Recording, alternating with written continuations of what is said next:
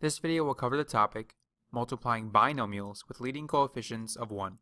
In these types of problems, we are given two binomials with leading coefficients of 1 and are asked to find their product.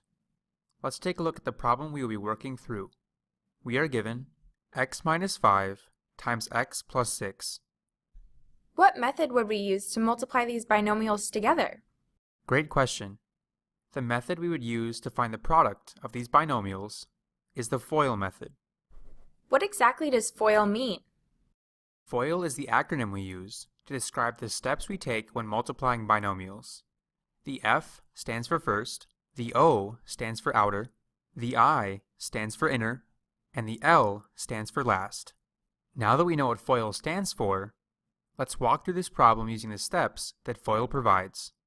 Let's begin with F. First means that we are going to multiply the first terms from each of the binomials.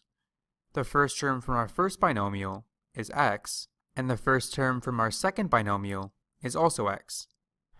X times x equals x squared. The next letter in FOIL is O.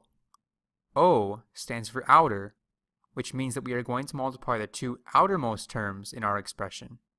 The outermost term in our first binomial is x, and the outermost term in our second binomial is 6. X times 6 equals 6x. The third letter in FOIL is I. I stands for inner, which means that we are going to multiply the two innermost terms in our expression. What would the product of our innermost terms be? Well, the inside term for our first binomial is negative 5, and the inside term for our second binomial is x. Negative 5 times x equals negative 5x, so our product would be negative 5x. That's exactly right.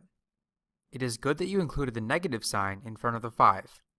It's important that we recognize when there's a negative sign in front of our terms and include the sign when finding the products for each letter.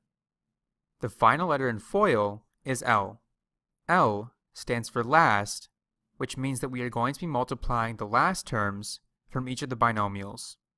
The last term in the first binomial is negative 5, and the last term from our second binomial is 6. Negative 5 times 6 equals negative 30.